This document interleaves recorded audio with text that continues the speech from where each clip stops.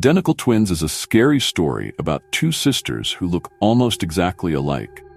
But you know what they say.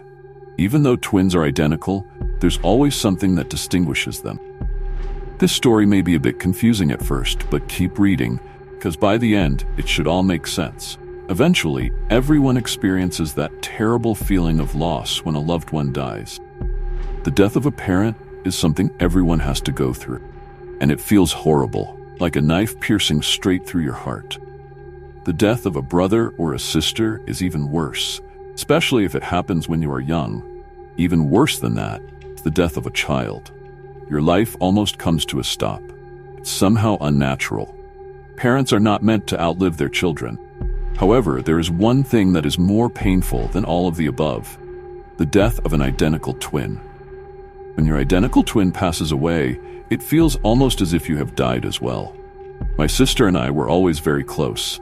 People constantly got us confused. We were identical twins.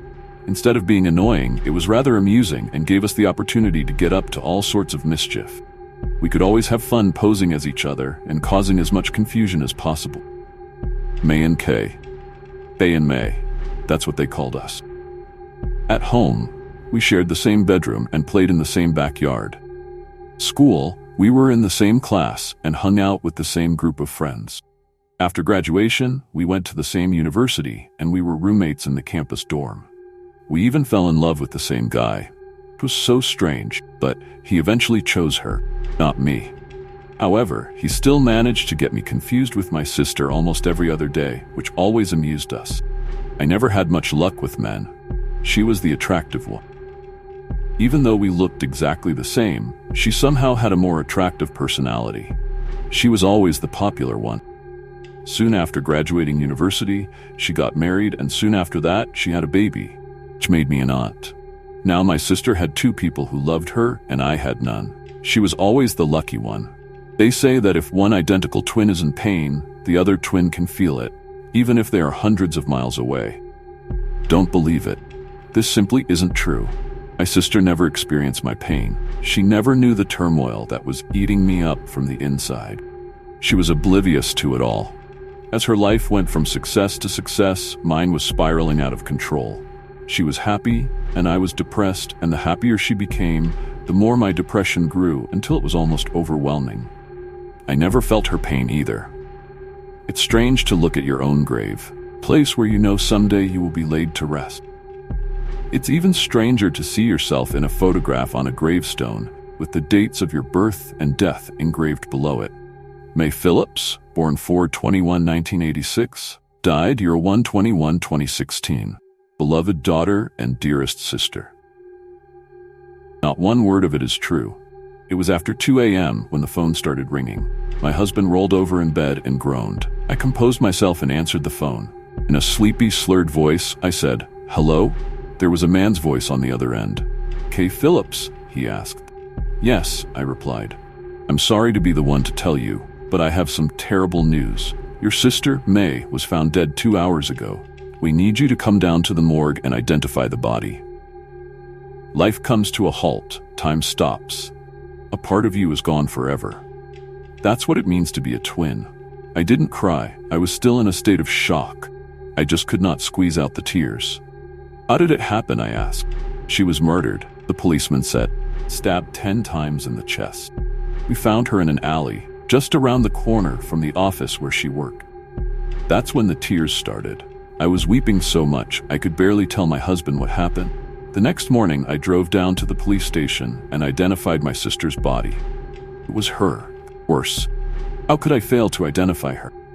We had the same arms, the same legs, the same body, the same face. It was like looking at myself, laid out on a cold table in the morgue, totally naked with only a sheet to cover me. Afterwards, the police wanted to ask me some questions. They had ruled out robbery as a motive.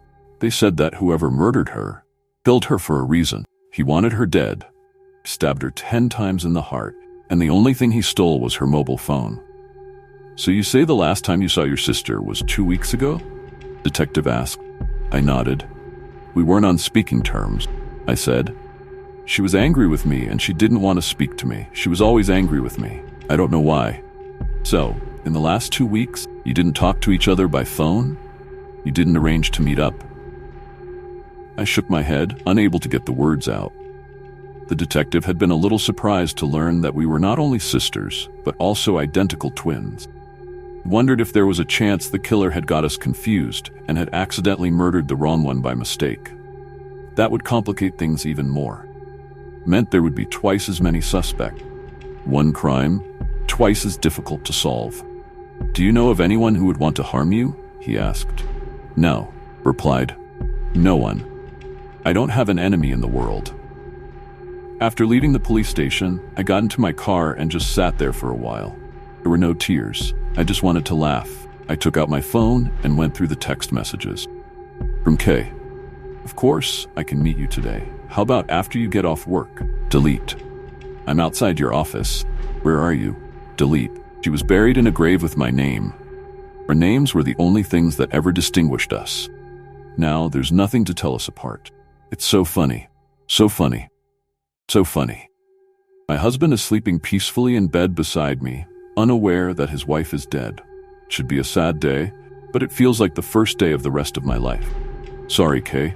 Sometimes it's necessary to make sacrifices in order to get the things that rightfully belong to you. You had everything, and now it all belongs to me. But you know what they say.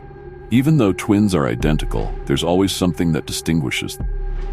My daughter is lying in her crib, but she won't go to sleep. She keeps staring at me, and there is a strange look on her face. She can tell there's something wrong. She knows who I really am. She's the only one who knows, but she can't tell anyone. And by the time she's old enough to speak, she will have forgotten that I'm not really her mother.